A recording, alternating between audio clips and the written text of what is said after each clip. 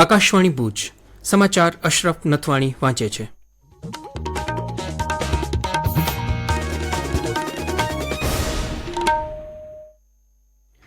નમસ્કાર. કેન્દ્રીય ગૃહ અને સહકાર મંત્રી અમિત શાહની ઉપસ્થિતિમાં અમદાવાદ ખાતે નાગરિકતા પ્રમાણપત્ર વિતરણ કાર્યક્રમ યોજાયો હતો. અમિત શાહે ગઈકાલે 188 જેટલા શરણાર્થી નાગરિકોને ભારતીય નાગરિકતા પત્ર એનાયત કર્યા હતા. મુખ્યમંત્રી ભૂપેન્દ્ર પટેલ આ કાર્યક્રમમાં ઉપસ્થિત રહ્યા હતા. આ કાર્યક્રમમાં અમદાવાદના 90, મોરબીના 36, સુરેન્દ્રનગરના 20, પાટણના 18, મહેસાણાના 10, રાજકોટના 6, કચ્છના 3, વડોદરાના 3, આણંદના 2 એમ કુલ 188 શરણાર્થીઓને ભારતીય નાગરિકતા આપવામાં આવી હતી. ભાઈ અને બહેનના પ્રેમના પ્રતીક એવા રક્ષાબંધનના તહેવારની આજે સમગ્ર દેશ સહિત કચ્છમાં ઉજવણી થશે.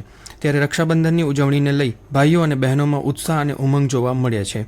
ગઈકાલે રવિવારના દિવસે ઘણા બધા લોકોએ રજાનો લાભ લઈને ગઈકાલથી જ રાખડી બાંધવાની શરૂઆત કરી દીધી હતી. જિલ્લાભરના શહેરો અને ગામડાઓમાં રાખડીની બજારોમાં ભીડ જોવા મળી હતી. બહેનો રાખડીની મોટા પાયે ખરીદી કરતી નજરે પડી હતી. રાખડીઓ સાથે સાથે સ્વાદિષ્ટ મીઠાઈઓ અને ફરસાણની પણ ધૂમ ખરીદી કરવામાં આવી રહી છે. રાષ્ટ્રપતિ દ્રૌપદી મુર્મુએ દેશના નાગરિકોને રક્ષાબંધનની શુભેચ્છાઓ પાઠવી છે. એક સોશિયલ મીડિયા પોસ્ટમાં રાષ્ટ્રપતિએ લખ્યું છે કે રક્ષાબંધન એ ભાઈ અને બહેન વચ્ચેના પવિત્ર સંબંધોની ઉજવણીનો તહેવાર છે, જે પરસ્પર પ્રેમ અને વિશ્વાસને મજબૂત બનાવે છે. કચ્છ મોરબીના સાંસદ વિનોદ ચાવડાએ ગઈકાલે અબડાસા તાલુકાના જખૌ કોસ્ટલ વિસ્તારમાં જવાનો સાથે રક્ષાબંધન તહેવારની ઉજવણી કરી હતી. આ કાર્યક્રમમાં તેમની સાથે બહેનો જોડાઈ હતી.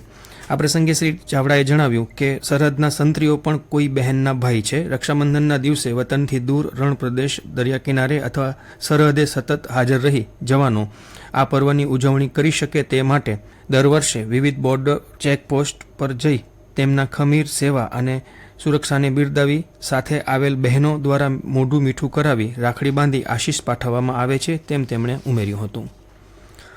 લોકરક્ષક અને પીએસઆઈ ભરતીની પરીક્ષા અંગે ભરતી બોર્ડના અધ્યક્ષ હસમુખ પટેલે ટ્વીટના માધ્યમથી મહત્વપૂર્ણ જાહેરાત કરી છે. એપ્રિલ મહિનામાં જે ઉમેદવારોએ લોકરક્ષક અને પીએસઆઈ ભરતીની પરીક્ષા માટે અરજી કરવામાં બાકી રહી ગયા હોય તે તમામ ઉમેદવારો આગામી 26 ઓગસ્ટથી 9 સપ્ટેમ્બર સુધી અરજી કરી શકશે. સામાજિક વનીકરણ રેન્જ દયાપર દ્વારા તાલુકાના ખટિયા ગામે 75મા તાલુકા વન મહોત્સવની ઉજવણી કરવામાં આવી હતી. આ પ્રસંગે વન વિભાગ દ્વારા બનાવાયેલા ઉપવનનું લોકાર્પણ અબડાસાના ધારાસભ્ય પ્રદ્યુમનસિંહ જાડેજાના હસ્તે કરવામાં આવ્યું હતું. આ પ્રસંગે પ્રાકૃતિક ખેતી વિશે લોકોને માહિતગાર કરાયા હતા.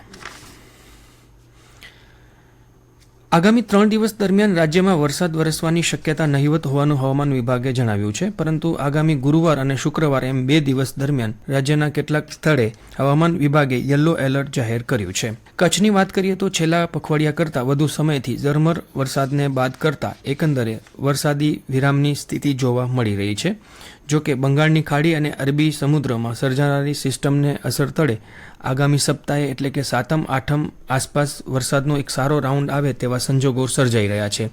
હવામાન વિભાગે કેટલાક સ્થળે હળવો વરસાદ વરસવાની આગાહી યથાવત રાખી છે.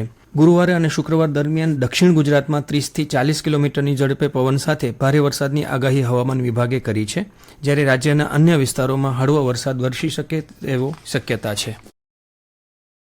બાગાયત ખાતાની નવી પ્રોત્સાહક યોજનાઓનો લાભ લેવા 11 ઓક્ટોબર સુધી આઈ ખેડૂત પોર્ટલ પર અરજી કરી શકાશે. રાજ્ય સરકાર દ્વારા બાગાયતી ખેતીના વિકાસ માટે નવી પ્રોત્સાહક યોજનાઓ અમલી છે, ત્યારે ખેડૂતો બાગાયત ખાતાની વિવિધ સહાય યોજનાઓનો લાભ સરળતાથી મેળવી શકે તે હેતુસર રાજ્ય સરકાર દ્વારા વર્ષ 2024-2025 માટે બાગાયત પાકોના ક્લસ્ટરોને કાપણી પછીની વ્યવસ્થા અને બજાર સાથે સાંકળવા વ્યક્તિગત, ખાનગી સંસ્થા, ફાર્મર પ્રોડ્યુસર ઓર્ગેનાઇઝેશન, સહકારી સંસ્થાને માળખાકીય સુવિધા પૂરી પાડવાનો કાર્યક્રમ તથા રાજ્યમાં બાગાયતી પેદાશો માટે શીત સંગ્રહ કોલ્ડ સ્ટોરેજ ક્ષમતા વધારવા અંગેના કાર્યક્રમ યોજના માટે ખેડૂતોએ આઈ ખેડૂત પોર્ટલ પર 11 ઓક્ટોબર સુધીમાં અરજી કરવા જણાવાયું છે.